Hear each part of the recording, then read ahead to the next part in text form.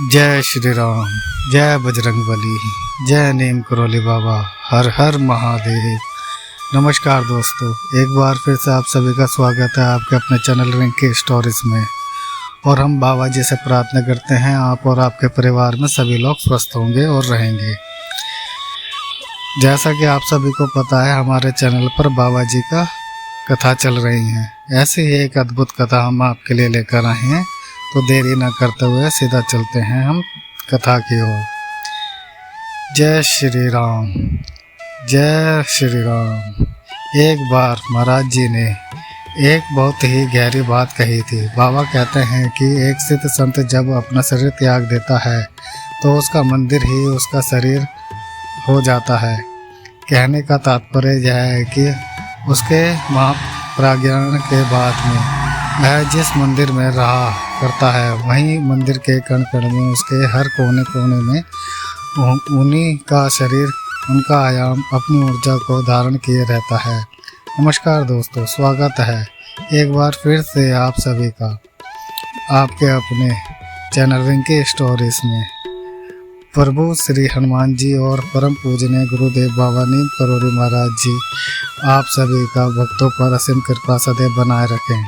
महाराज जी का यह कहा गया है कि वह कथन की हर वह मंदिर उसी संत का शरीर हो जाता है, यह आज के परिप्रेक्ष्य में बहुत ही ज़्यादा प्रमाणित और सत्य प्रमाणित हुआ है।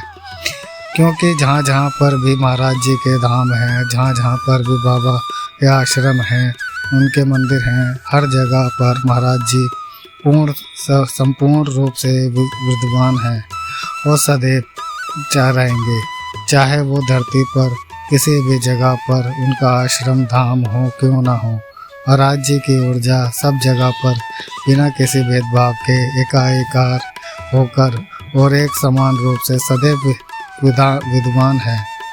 इसीलिए जो भक्तों में भ्रांति या फिर यूँ कहिए कि होड़ लगी रहती है कि हमें तो सिर्फ कैंची धाम जाना है क्योंकि वहीं पर हमें सब कुछ मिलेगा, ऐसा नहीं है दोस्तों। महाराज जी के जितने भी धाम हैं, जितने भी आश्रम हैं, जितने भी मंदिर हैं, सभी जगह पर महाराज जी की ऊर्जा पूर्ण रूप से विद्यमान है। और एक भक्त को जिस भी आश्रम, जिस भी मंदिर में बुलाया जाता है, उसके किसी न किसी घटना या किसी न किसी परिप्रेक्ष्य को सुलझाने के लिए महाराज जी उसी अपने धाम को, अपने मंदिर को एक माध्यम बना लेते हैं। इसलिए अपने मन में कभी भेद न लाइए कि मैं महाराज जी के किस धाम में जाऊं, किस मंदिर में जाऊं या किसी मंदिर में ना जाऊं। दोस्तों, बाबा जी तो हर जगह पर बिल्कुल समान रूप से हैं। अगर आप एक ही भक्त होकर अपने भाव के अंदर भेद लाने लगेंगे कि एक मंदिर के लिए भाव कम और दूसरे मंदिर के लिए भाव ज़्यादा, तो महाराज जी भी भला आपको कैसे उस धाम के अंदर पूर्ण रूप से भाव ग्रहण करते हुए दिखाई प्रतीत होंगे। कभी नहीं दोस्तों, एक भक्त को ही भगवान को देखने की आवश्यकता होती है।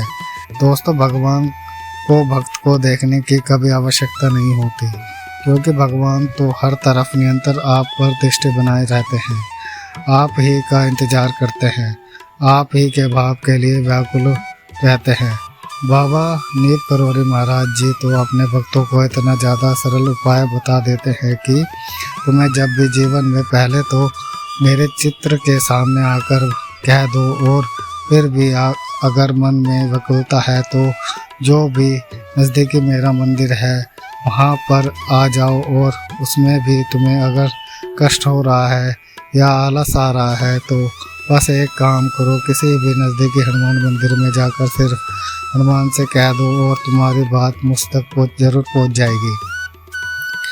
और भक्तों को भी महाराज जी की इन बातों का पूर्ण रूप से अनुसरण करना चाहिए, क्योंकि अगर आप सच में भक्ति करते हैं और महाराज जी की तरफ आपका हृदय है, तो इस बात को भी आपको ग्रहण करना चाहिए कि बाबा जो कुछ कहते हैं वही परम सत्य है। अगर आप महाराज जी के किसी भी धाम में, किसी भी मंदिर में जा पा रहे हैं, या इतना भी मान लीजिए किसी नज़दीकी हनुमान मंदिर भी जा रहे हैं दोस्तों, तो वह सब कुछ महाराज जी ही निर्धारित करते हैं। बाबा ही आपके लिए आपको माध्यम बनाकर किसी न किसी घटना को आपकी तरफ जरूर भेजते हैं। जिस तरह से एक ही वायु, एक ही जल, एक ही आकाश, एक ही धरती है और एक ही अग्नि इस धरती के हर कोने में फैली हुई है। आप धरती पर कहीं भी चले जाओ, किसी भी आयाम में चले जाओ, किसी भी समय में चले जाओ, किसी भी कालखंड में चले जाओ, जाकर आप पाओगे कि यह पांचों के पांचों तत्व बिल्कुल एक ही समान आपको सदैव मिलेंगे। बिल्कुल ठीक इसी तरह से महाराज जी स्वयं भी इस धरती पर कण कण के अंदर पूर्ण रूप से होते हैं, विद्यमान हैं। अगर आप कहीं भी महाराज जी को दुनिया के किसी भी कोने में जाकर भी ढूंढोगे तो बाबा आपको वहाँ पर अपने होने का एहसास जरूर करा देंगे।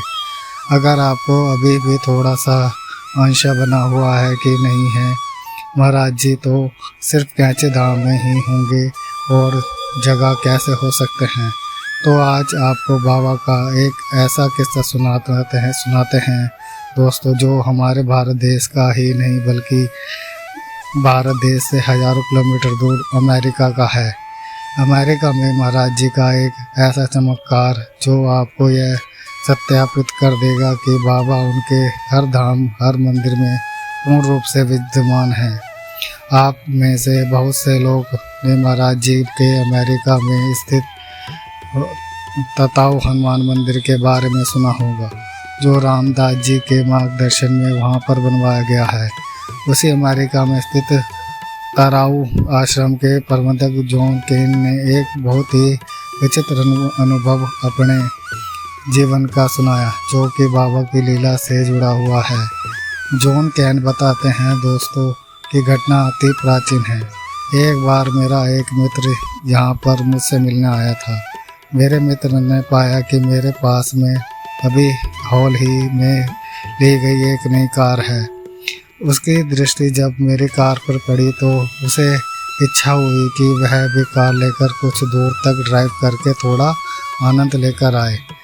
अतः उसने जब मुझे अपनी इच्छा बताई तो मैंने भी आगे बढ़कर मित्रता भाव को निभाते हुए उसे हाँ कह दिया। तत्पश्चात वह मेरा मित्र मेरी कार लेकर तराऊ न्यू मैक्सिको में घूमने के लिए निकल गया, परंतु उसने मुझे यह बताया नहीं था कि उसके पास में ड्राइविंग लाइसेंस नहीं है। जब वह न्यू मैक्सिको पहुंचा तो ट्रैफिक पुलिस ने उसे रोक लिया। पुलिस के शिकंजे में आते ही मेरा मित्र पूरी तरह से घबरा गया और उसने उस पुलिस वाले को बता दिया कि गाड़ी तो मेरी है ही नहीं। तब आगे पुलिस वाले ने पूछताछ करी कि गाड़ी का आखिर मालिक कौन है और उसने मेरा नाम ले लिया कि यह गाड़ी तो जॉन केन की है, तो कि तताऊ मंदिर के प्रबंधक हैं। और साथ ही उसने पुलिस वाले को यह भी कह दिया कि जॉन केन मेरे बहुत अच्छे दोस्त भी हैं। इस बात पर पुलिस अफसर मेरी तलाश करता हुआ मैक्सिको से तराऊ आ गया। जब वह पुलिस वाला अफसर तराऊ मंदिर के मुख्य द्वार पर पहुंचा था तो उसने बाहर उपस्थित कुछ लोगों से यह पूछ लिया कि क्या इस समय जॉन केन अंदर है। तो शायद बाहर के लोगों को लगा कि कुछ पूछताछ के लिए आए होंगे, अतः उन्होंने हाँ भर कर कह दिया कि हाँ जॉन केन तो तताऊ हनुमान मंदिर के अंदर ही है। अतः मुख्य द्वार पर ही एक उस पुलिस वाले अफसर ने मेरे नाम पर अपने हाथ से वारंट लिख दिया और बाद में वारंट लेकर वह सीधा मंदिर के अंदर आ गया। अंदर आकर उसने लोगों से मेरे बारे में पूछा और पूछते हुए मेरे कक्ष में आ गया। लेकिन जब वो पुलिस अफसर हाथ में वारंट लिए हुए मेरे कक्ष में प्रवेश किया तभी उसकी दृष्टि दीवार पर टंगी महाराज जी की एक बड़ी फोटो पर पड़ी और उसने मुझे लगभग तेज डांटते हुए आवाज़ में पूछा कि ये चित्र है, इसका कौन है, ये आदमी और कहाँ पर मिलेगा। अभी हमें ये दोस्तों जॉन केन कहते हैं कि मैंने हाथ जोड़े हुए बड़े विनम्र भाव से उन्हें उत्तर दिया कि वह चित्र तो मेरे गुरु महाराज जी का है, बाबा नीप करोरी महाराज जी, जो कि इस समय भारत में रहते हैं। एकदम से वह पुलिस ऑफिसर मेरी बात सुनकर भी बहुत चक्कर रह गया और उसने कहा कि ये तुम्हारे गुरु हैं और भारत में रहते हैं। इस समय इसकी तो हम कुछ सप्ताह से गहन तलाश कर रहे हैं। तब मैंने उस पुलिस ऑफिसर से पूछा कि बात क्या हो गई है। उस ऑफिसर ने आगे बताया कि उसने इसको कई बार यहाँ गाड़ियों में देखा है और हमें थोड़ा संशय व शंका हुई कि शायद इसके पास में कोई वीज़ा पासपोर्ट नहीं होगा। अतः हम सड़क के किनारे गाड़ी रोककर उसे पकड़ने के लिए परंतु जैसे ही हम उसे पकड़ने की कोशिश करते हैं वह गायब हो जाता है। इससे पहले कि हम कुछ समझ पाते हैं और गाड़ी में बैठकर आगे निकलते हैं, अगले चौराहे पर वह फिर से हमें टहलता हुआ दिखाई देता है, कंबल लपेटे हुए, नंगे पैर। बस रोड पर चलते हुए वह पुलिस ऑफिसर लगभग सुलझा हुआ कहता है कि इस इंसान ने हमारे नाक में दम कर दिया है। एक तो हमारी ड्यूटी ही इतनी कठिन है और जटिल है कि हमें निरंतर काम करना पड़ता है, और ऊपर से ये सरदर्द जो इंसान हमें यहाँ वहाँ गाड़ियों में चौराहे पर दिखता है। हम गाड़ी रोककर इसको पकड़ने के लिए दौड़कर जाते हैं तो नज़दीक पहुँचते ही अनायास यह हवा में गायब हो जाता है। इतना कुछ बताने के बाद में दोस्तों जब पुलिस ऑफिसर सोच में पड़ गया। थोड़ी देर तक वह जॉन कैन के सामने ही खड़े खड़े सोचता विचार करता रहा। इसके बाद में उसने जॉन कैन से धीरे से कहा कि जब ऐसे समास्त्र वाला तुम्हारा गुरु है तो तुम्हें पकड़कर हम भला क्या कर लेंगे। जाओ, तुम तो मुक्त हो गए। यहाँ कहते हुए वह पुलिस ऑफिसर अचानक से अपने हाथ में लिए हुए उस कागजी वारंट को अपने हाथ से ही फाड़ देता है और दोनों हाथ उठाकर लगभग जोड़ते हुए प्रणाम की मुद्रा में वापस जाता है। जब जॉन कैन कहते हैं कि मेरे साथ में यह भी पाया गया कि पुलिस ऑफिसर की आंखों में नमी आ गई है, थोड़े से आंसू आ गए हैं। शायद वह महाराज जी का प्रभाव था कि बाबा ने उसके हृदय बदल दिया, और उस दिन जॉन कैन ये भली भांति प्रतिशत समझ गए थे कि यह आश्रम तथा हनुमान आश्रम महाराज जी का स्वयं का ही है। यहाँ पर किसी का अध्यत्व नहीं है, यहाँ पर किसी का हस्तक्षेप भी नहीं है। जो कुछ महाराज जी जैसा भी चाहते हैं बिल्कुल ठीक वैसा ही इस आश्रम के अंदर घटता है और सदैव यही क्रम नियंत्रण चलता रहता है। भक्तों को महाराज जी को अपने पास लाने के लिए बाबा स्वयं ही अपने आप को भक्त के नज़दीक ले जाते हैं, और यही महाराज जी का बहुत ज़्यादा करुणा प्रभाव है। इसीलिए तो दोस्तों महाराज जी इतना सरलतम तरीके से कहते रहते कि जहाँ भी मेरा आश्रम है, मंदिर है, तुम कहीं भी चले जाओ, मैं तुम्हें वहीं मिलूँगा। अगर तुम उसमें भी समस्त नहीं हो तो अपने किसी नज़दीकी हनुमान मंदिर चले जाओ, बस जाकर मुझे याद कर लेना, मैं तो तुम्हारे पास ही हूँ।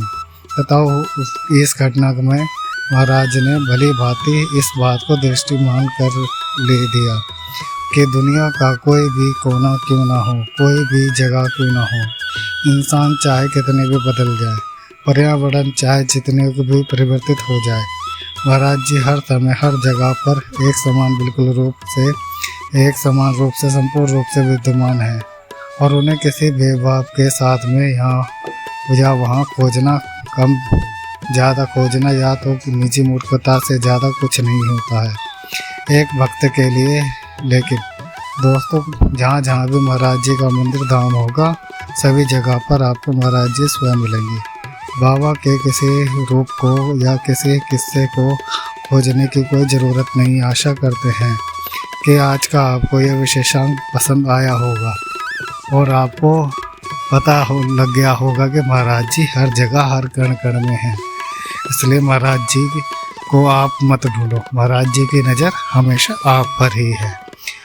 और मैं आशा करता हूँ आपको ये आज का वीडियो बहुत पसंद आया होगा, और अगर आप हमारे चैनल पर नए हैं तो हमारे चैनल को लाइक करें, कमेंट करें, शेयर करें और कमेंट में जय श्री राम जरूर लिखें।